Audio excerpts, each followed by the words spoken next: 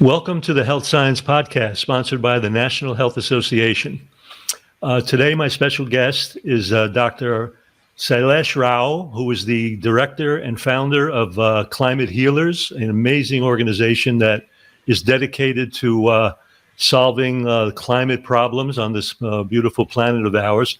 Dr. Rao has a long history as a systems engineer, having won numerous awards and playing a major role in digital high-tech processing chips and things of that kind. But he obviously at some point made a change where he decided to dedicate his life to really focusing on problems of climate, creating this wonderful organization. He's an author, an international speaker. He's got several books on carbon in the environment, Carbon Dharma, The Occupation of Butterflies, Carbon Transformative Carbon Vegan Transformation. He's been involved in the production of several major movies that I didn't know he was involved in, and I'm so excited about them. Cowspiracy is one, and one very, very important film that's very near and dear to my heart, which is A Prayer for Compassion, which I think is just an amazing, amazing movie. So welcome, Dr. Rao. I'm so excited to have you here. Welcome to the Health Science Podcast, brought to you by the National Health Association, the oldest organization in the world championing the extraordinary benefits of a whole plant food diet and healthy lifestyle, as well as water-only fasting. We believe that health results from healthful living and focus on evidence-based science that promotes the health of you and your loved ones, as well as the health of all animals and the environment. We feature experts from a cross-section of disciplines within the plant nutrition, vegan, psychological, environmental, and animal compassion sectors. I'm your host, Dr. Frank Sabatino, the NHA's Director of Health Education. Thank you so much for having me. We have a mutual friend, Miss Victoria Moran, who's like my sister, who's involved with Main Street Vegan, and I know she was integral in producing A Prayer for Compassion too. And I want to get a little bit into that today too, because I think that identification with the lifestyle that we're going to speak and the compassion that it engenders is a fundamental part of the solution to climate change. And I really want to get into a discussion with you about that. I noticed that you, because you are someone who talks about compassion, who is involved with the integral changes in the climate, I see that you have a background in ahimsa too, which is really a do no harm philosophy that is very ancient, really involved in ancient systems. So my first question is, what was the aha moment for you? What was the transformative moment for you in your own journey where veganism and plant exclusive living became, your way of being? Yeah, it was a visit I was doing to a sanctuary in Rajasthan, India, that basically showed me that I have to give up my dairy consumption as soon as possible. So I became vegan on the spot. Because until then, I'm an engineer, so I was studying data, I was studying the science. And the science was saying dairy consumption is only a little bit worse than going completely vegan from an environmental perspective. And at that time, I was a lacto-vegetarian. I was consuming dairy products and no other animal products. But I went to this forest and I saw what was happening. So there was this fence, a stone fence, and the cows and goats could not go to the right of the fence, but they were grazing on the left of the fence. And to the left of the fence, you see barren land. Anything new that's growing is being eaten by the cows. And to the right, it was lush green forest. And I immediately realized it was my consumption of dairy that was causing the forest to die in Rajasthan. Because, I was raised in ahimsa, so I didn't want to hurt the cow. I just wanted to take the excess milk after the calf is finished, right? And I started doing calculations as to if everyone was raising cows and producing milk the way I wanted them to, actually the number of cows on the planet would go up by a factor of 16. Because, I'm taking half the milk, the other half is being given to the calf. Male calves are allowed to live. The cow is allowed to live out her entire life, right? And most of the time she's not producing milk. So if you just make that calculation, you realize that ahimsa dairy is actually the most impactful environmental project. Okay, if you wanted to do that. That's pretty amazing. I went vegan on the spot. And how many years ago was that? That was in 2008. So 2008. 14. And you founded your organization around 2006? Was that when it was founded? 2007. 2007. Okay. Right. You know, it's interesting. As a physician myself, you know, you deal with people with health problems. And of course, when someone has a health problem, it becomes very self-centered. It becomes very much focused on what do I need to do for my own well-being, because there's fear, there's symptoms, you know, you don't quite know what's going on. So you become very self-centered in your own way. And then what happens is you're making choices, and it becomes very important, in my opinion, as you watch this, that those choices, as we make them, even though they are personal choices, there comes a point where you must realize that the consequences of those choices go far beyond the borders of your own body, your own home, your own plates, and they affect things much bigger and much more outside of ourselves. And that's really kind of a spiritual awareness, because in a non-religious way, spirituality really is just about how am I concerned about something outside myself? When I make choices, what are the consequences on things and people and species and the environment around me? So, you know, what happens with that is then too many folks are not really embracing that idea of consequence and the vision of getting out of their own, you know, autonomy and self-centeredness. And that brings us into the discussion that I really want to kind of embark on with you today. I had a great time reading the position paper that was on your site. And look, I found it fascinating. I found it unbelievable. I spent a lot of time thinking about these things over the years, but there was so much incredible information that was also very frustrating and, of course, very devastating, because you realize how much that is important is being overlooked in the face of some, you know, pressures and changes that are maybe some of the most important issues, because without the concerns that we have outside of ourselves in the environment and the climate, there will be no personal health. So we need to kind of go past that. Now, with that in mind, we all know that we live on a planet where there are a canopy of gases that operate like a greenhouse to trap the temperature, the heat of the sun, to create a certain degree of global warming. And I always find it interesting that global warming almost becomes like an obscene bad word for people when we can't survive without it. We need a certain amount of it to sustain life. But it's the exaggeration of that, because of the ways we have conducted industry and the way we've made personal choices in our own eating habits, that contribute to those exaggerations. So what I'd like you to do, if you can, go through the key players in that canopy of gases and the relative impact that has on the abnormal shifts in the way climate is being affected. Yeah. The position paper was really a systems engineering analysis of climate science. This is what I do that's what I did for a living in the past. And, I'm just applying it to climate change. And what I realized is that, if you look at it from a 10,000 year perspective, we human beings have done something amazing. For the first 10,000 years, we actually kept the temperature constant. Okay, we did that by burning down forests and raising animals for food, raising animals as our companions. And those animals emit methane when they eat, because they have multiple stomachs, and they chew the food, they put it into one stomach, and then they regurgitate it after a while and chew it again and put it into the next stomach.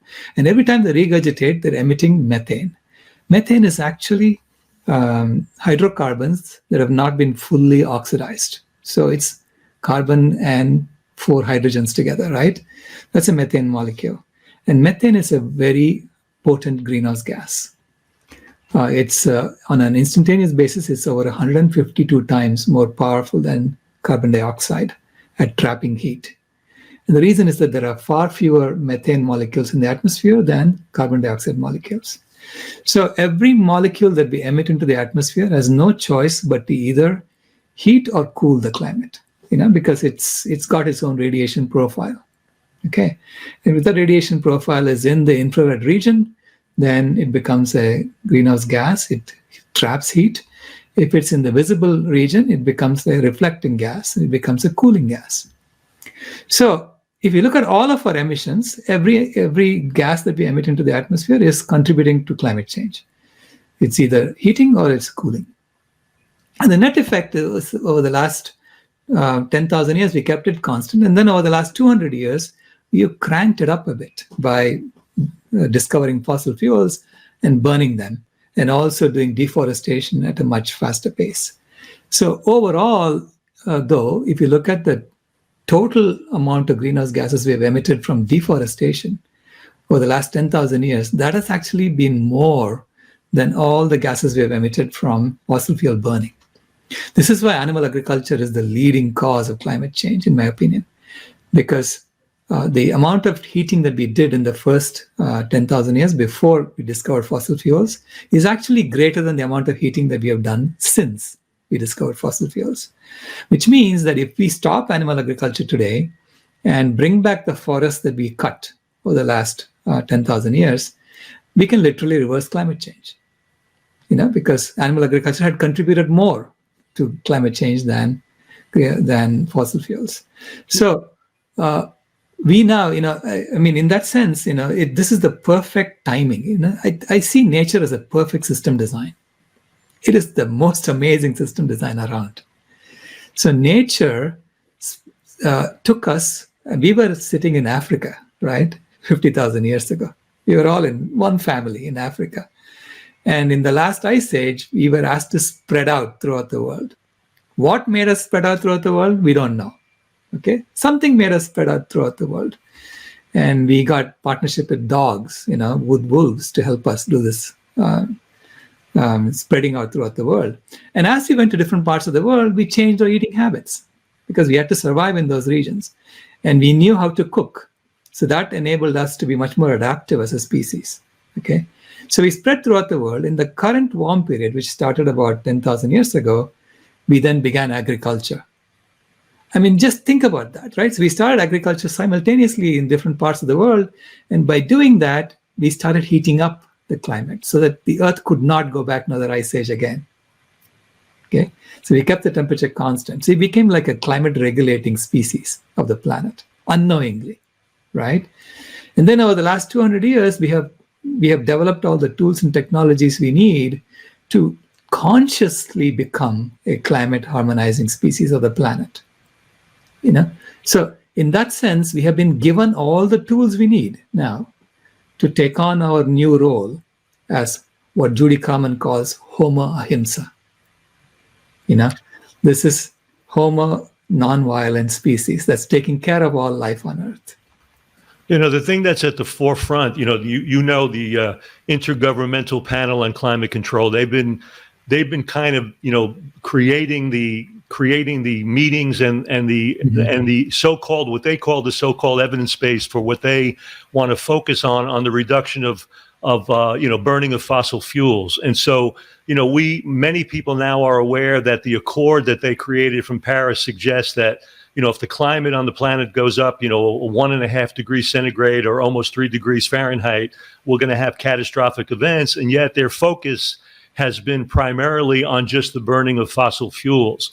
I love the fact that you have pierced through the data in your analysis to show that abnormal preoccupation with fossil fuel burning and just seeking clean energy is a really short-sighted approach, because it's bypassing the really main cause, which of course is abnormal land use, deforestation, animal agriculture, and they're sidestepping and dancing around that. And so much energy is spent arguing over the way these countries are going to stop fossil fuel burning.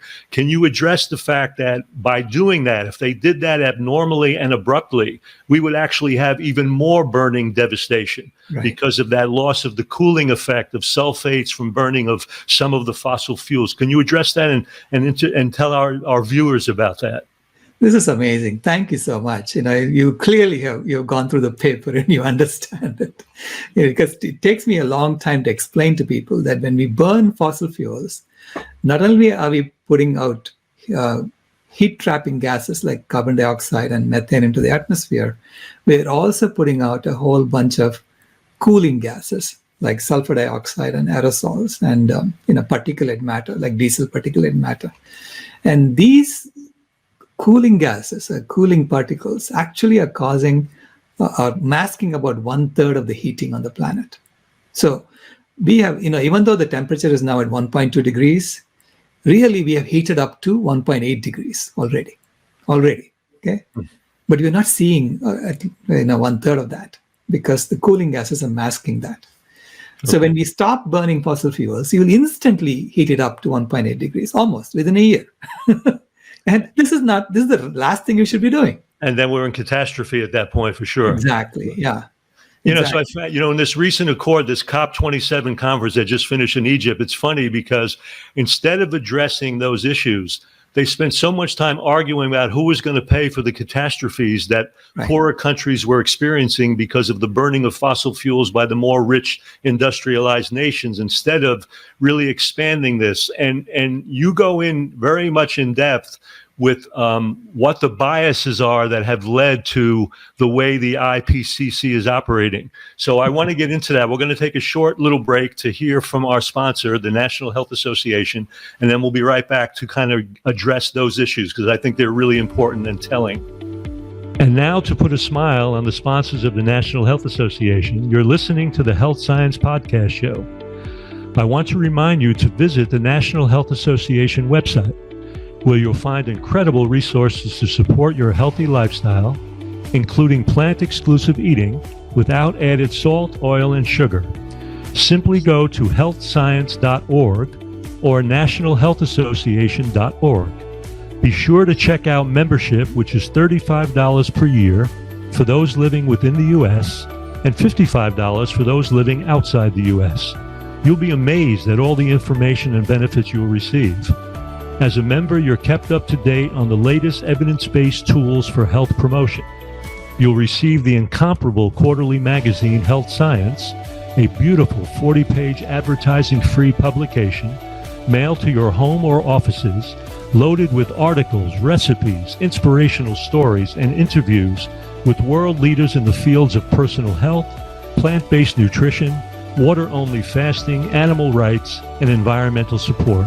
And you'll receive details about life-changing events, such as the 2023 NHA Conference set for June 23 to the 25th, 2023 in Cleveland, Ohio, which will be the NHA's 75th annual NHA Conference. I'm your host, Dr. Frank Sabatino, and now back to the show. Welcome back. You're listening to the Health Science Podcast. I'm your host, Dr. Frank Sabatino, and I'm here in an incredibly important discussion with Dr. Sailesh Rao, who is the director of the Climate Healers. You made several major interesting points in that paper that I want to address. And one is about scientific bias, because I think it's very important because it detracts people from the information that they really need to know. And as a scientist myself, I always find that reprehensible when those biases are distorting what really is the essential information that has to be. So what I mean by that is, like, when we talk about these isolated gases, as you made the point, because of the way they've gathered data, they have exaggerated the importance of carbon dioxide from fossil fuel burning and minimize the extension of methane, as you brought up, that is a byproduct, remarkably a devastating radiating force coming from animal food production and animal agriculture. And you made the point, and I want to just address this, that they're leaning on data that was presented by the UN's Food and Agriculture Organization, which you point out has a connection, really very public connection to the animal, to the meat, dairy, and egg industries. Can you address that and give me an idea of how much they're invested in those connections, those public connections?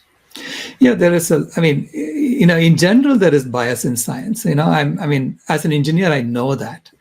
This is why when we did our engineering work, I looked at papers that came from industry, and I always looked at it skeptically. I would go verify the data in the lab myself, if I can, and double check, right? So this is how scientists work. Because everyone is looking at a particular sub-question in science, and then you're trying to put it all together. But as an engineer, I have to put together all that data and figure out a solution that will actually work in the real world. And this is why I have to figure out how to get rid of the bias in science. So I'm trained to do this. And I was looking at the Intergovernmental Panel on Climate Change, their fifth assessment report, and I realized that the data is there. The scientists are coming up with the data. They're putting the data out there. But then it is being massaged and with conventions, so-called conventions. And these conventions say, don't look there, look over here. Don't look there, look over here, right? And the conventions are all designed to make sure that the current system is sacrosanct. So don't change the consumer model. Don't change the consumption models of people. So it was all designed for that, because when you position it as just a fossil fuel issue, pretty much people cannot do much about it. So they become powerless. So they cannot take action on their own. And so the system then continues, right? So that's the reason I think it is being framed this way, because the IPCC is the Intergovernmental Panel on Climate Change. It's not just scientists. Scientists have to report to politicians who then approve or disapprove how it's written. So they are the ones who came up with conventions. And to me, it's just like the protein myth and the calcium myth that we drill into children's heads in school. So they're drilling some, climate myths into our heads so that we keep looking in the wrong direction and not change what we are doing. Yeah, so I think that's the motivation, yeah. Yeah, that's problematic because they're in the position of being looked at as authoritative about what the real causes and solutions of this are. And they're just sidestepping the fact, as you point out, that the biggest problem is really in land use distribution, the deforestation, the problems with animal agriculture, and at some point need to absolutely be addressed, because as you talk about that data really being effectively evaluated, that close to like 87% of the problem is really coming from animal agriculture and land use distribution change. And so unless that's changed, all of this dance around fossil fuel burning is not taking us anywhere other than into more catastrophe. And right. So, it's kind of an intriguing thing. And again, this whole idea of, it just boggles my mind that when you look at the people involved in making these decisions and talking about it, it's apparent that when looking at the simple process of photosynthesis and the fact that plants, trees, et cetera, are sequestering carbon, they're literally harboring it. They're a sink for carbon to create this homeostatic balance in the environment. And for some reason, people can't, excuse the pun, they can't see the forest for the trees. The bottom line is that we need to come back. Years ago, I read a book by Tom Hartman called The Last Days of Ancient Sunlight, and it was talking about the burning up of fossil fuel reserves. He made a point that one tree in the rainforest had a surface area equivalent to 40 acres of land for carbon sequestration. I just think, and when you think about the fact that we're burning 20 to 30 million acres of trees a year across the planet, or maybe just even in the rainforest, you begin to see this devastating shift of how we're really interfering with the ability of these trees to play the role that they really need to play in nature. Right. And then the loss of that, and I really saw, and I love the piece of data you had, that from 1970 to about 2014, and probably even more now, there's been a 60% loss of the biomass of wild animals. So the level of extinction because of the damaging attack on biodiversity, because of that, is profound. Can you speak to that a little bit too? Because we're not talking about extinction as much as probably we should either. As we focus on climate. Yeah, absolutely. In fact, extinction is the leading indicator. Biodiversity loss is the leading indicator as to how soon, how fast we need to change our lifestyles. Climate change is going to become a leading indicator if we start all these positive feedback loops, if we start triggering them all. Right now, biodiversity is the leading indicator. And right between 1970 and 2016, we wiped out 68% of all the wild animals that used to exist in 1970. And 1970 wasn't exactly a pristine year for wild animals. Between 10,000 years ago and 1970, we had already wiped out 60% of wild animals. So it's 68% of the remaining 40%. We'd wiped them out. So which means we're almost 90% gone, right? 90%. And the fact, as you point out, that we have also cut down close to 50% of all trees on planet Earth since the dawn of civilization is just, when I read that, it just kind of like, there were so many pieces of data in what you presented that just make you stop and reflect. The fact that almost 40% of the non-frozen land on the planet is devoted to feeding, grazing animals that can only harbor a couple of percentage points of carbon because of the fact that, and so you're losing all of that available surface for this balance. And I think, as you point out, that people need to realize that it's not only the fact that we need to, go vegan to and stop eating animals, but the fact is there are so many millions of tons of animal byproducts that are used to create products. So it's also about, not wearing shoes made from animals and not wearing belts made from animals and things I've been doing. And, it's interesting because so many interesting companies have sprung up now to provide those options. And I don't think the day-to-day person, even if they're shifting into eating more plant-based, gets the idea that all these other things are being tied into this animal agriculture industries that are being presented, and we need to really truly address those too, and really take a stand on and helping people make those transitions into a better way of looking at the products that they buy in addition to the food that they're choosing to eat. Right. It's a fundamental system shift. It's a system transformation we are looking for. We currently are living in a climate heating system. It's a climate heating system through and through. It's as if for the last 10,000 years, we have been focused on heating the climate. And heating the climate is quite easy. You just burn things, you kill things, and you dump things, and it heats up the climate. So it's easy to do. But healing the climate is an engineering project. Well, you're the right man for that job, though, so that's a good job. The other thing I wanted to bring in, the ramifications and the consequences for food insecurity and starvation is a really big piece for me too, and I'd like to just address it for a moment if we can. We know that about 80% of everything that is grown on the planet is feeding animals that only produce maybe 15 to 20% of food supply. So you've got all of this attention and energy and money devoted and directed at this situation, while you have, for example, in America, you have about 15 million children starving on a daily basis. Right. I read a statistic that 9,000 children every single day die of starvation. So whenever you get up, another 9,000 children have died that day. While we're spending all of this time and grazing land and resource to only produce a very small amount of food by taking all of that food from the planet.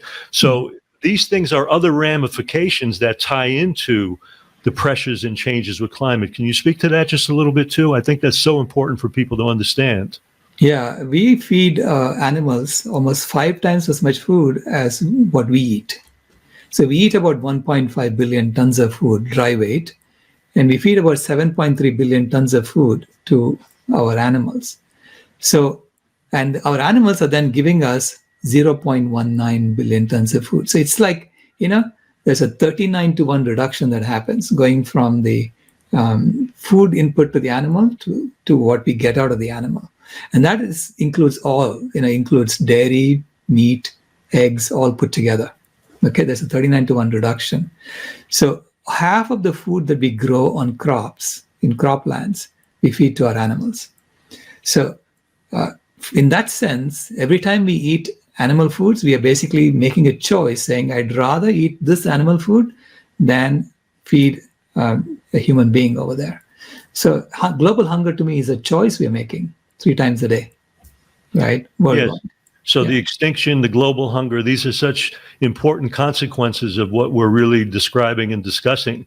I like the way you have modeled the idea of moving from moving from the animal economy to a plant-based global economy, and what you call, turning off the killing machine while slowly turning off the burning machine, which I think is important, because we've talked about that smooth transition of reducing fossil fuel burning, because if we do that too extremely, we can cause reactive heating effects and radiating effects that are devastating. So let's talk about that shift, because you talk about it from the standpoint of, grassroots effects, grassroots movement that may or may not have to include, economic systems, governments, things of that nature. So in your vision, how do you envision how we make that shift, and what can the day-to-day person do to really embrace that shift? Absolutely. Yeah. I start off with modeling the shift, modeling the solution space for climate change. So how do you solve climate change? And when you model the solution space, I use this bathtub model. So there is a faucet that's pouring water into the bathtub from the killing machine. There's a faucet that's pouring water into the bathtub from the burning machine. And then you have, tanks that represent the capacity of the land to sequester carbon, and tanks to represent the cooling gases as well. So when you create this model, it becomes something that a plumber can solve. Okay, so any plumber should be able to look at that and say, this is how you turn those faucets off. Otherwise, the bathtub is going to overflow and you're going to drown the baby. So I'm assuming that there is a baby sitting in the bathtub, and if the water level goes above a certain point, the baby drowns. Okay, so that's the problem. It's called the climate bathtub model. So I created that model, and as systems engineers, we always create a model like that to understand our solution space, and then to figure out the optimum solution within that space. And then as you implement the solution, you can go back and refine your model. So you have to take data from reality and refine the model as you implement it. So that's how we do things. This is how you make sure that the Apollo does get to the moon. Well, that's how you model it. So let's talk about what the person watching you right now, day to day, what do they need to do? Because the bottom line is, we all have to be part of the solution, or we're going to be a devastating outcome of the problem. So give me an idea of how you see that on a grassroots level, day to day, integrating all of the economic and political factors that we have to navigate for this to be successful. It's amazing. It turns out that the ordinary person, every human being, has to basically take care of their own health. Eat the right foods, do the right exercising, and look for happiness within yourself as opposed to looking for it in consumer goods. When you do those things, you automatically become healthy, more spiritually connected, and you are simultaneously healing the planet. That's the beauty of this entire system, right? To me, the model is confirming what I always suspected was true of nature. Nature is the perfect system design, and I've always said that. And this model is saying the sooner you can shut off the killing machine, the better off you are. Okay, so there is nothing that does not improve when you shut off the killing machine. Okay, the burning machine, you can take a more nuanced approach, the fossil fuel burning machine. In fact, you have to take a more nuanced approach, because if you shut it off instantly, it'll just overheat the planet and kill us all off. Yeah. So knowing that, you need to, turn it off slowly so that the cooling gases are coming down steadily as opposed to instantaneously, right? Because we need that cooling gases for so that we don't burn up. So we don't burn it up. Right. So it is. So the model is confirming what our ancestors have been telling us. It's like it's take care of yourself. You are the whole universe. Okay. Each one of us, heal yourself. How do you do that? Whole food, plant-based diet is central to that. Then meditation, yoga, those things that keep make you look for happiness within yourself, because you are happiness. You're just happy to begin with. You're born happy. And it's these layers you put on top of that that make you unhappy. So to really become happy, just remove those layers, I'm here with Dr. Sailesh Rao, and I really want you to let people know how they can find you, get in touch with you. Where would they go to follow you? What's some information on the sites or the places where you would like them to go to find you? Yes, on the web, please go to climatehealers.org. That has all the compendium of everything that I've done as an engineer on the climate. I've tried to put it all in one place so that people can, and I made everything open source. So even my books are open source. You can read my books online completely. I'm now working on a new book, which is about my granddaughter, because she's been my greatest teacher, actually. Well, that's where we're going next, because that's the really important piece. I want to know about the pinky promise. That's we can't leave without discussing the pinky promise. Okay. Thank you. And it's a promise I think we all have to make. So it's not just you and your granddaughter. This is a promise to humanity from my standpoint. Right. It's really a promise from my generation to her generation, saying that we are going to sort this out. We're not going to leave a mess for you and then, walk away. So we're going to sort this out because this is our generation's responsibility to sort this out, to clean up, because the models are also saying that if we don't address this within the next 4 to 5 years, we're going to hit a point of no return. Right. So, yeah. Well, let me ask you this. The University of Brussels recently came out and said that if we don't eliminate 70 to 75% of meat consumption, we will not be sustainable. As we talk, that doesn't sound to be enough, actually. I mean, it sounds like we need to go beyond that to really be sustainable. What do you think about that? Yeah, I mean, if you only reduce it by 70 to 75%, then you will still have the killing machine operating on the planet. And so which means you're still in the old model of supremacism, thinking that we are superior to animals. So our mental shift hasn't happened, if that's the case. And I think that if you don't have that mental shift happening, we are in big trouble. Well, that's one of the beautiful things about going plant exclusive and vegan. It is a major mind shift. I mean, if you think about the highest ideals of human behavior, they involve our concern for things outside of ourselves. Compassion, empathy, love. These are all things that are they're the highest ideals of human behavior and human awareness, and they are the byproduct. They're the foundation of when we are concerned with eating habits that do no harm.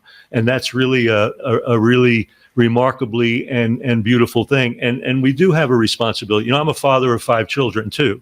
And so, when I look at the anxiety that I think this younger generation must feel as they see these pressures and these discussions of, the death of the planet, the destruction, the catastrophes of the environment, I just wonder how that's infiltrating their own mindsets to create, in some ways, a level of anxiety that we've never before seen in a younger generation like we see now.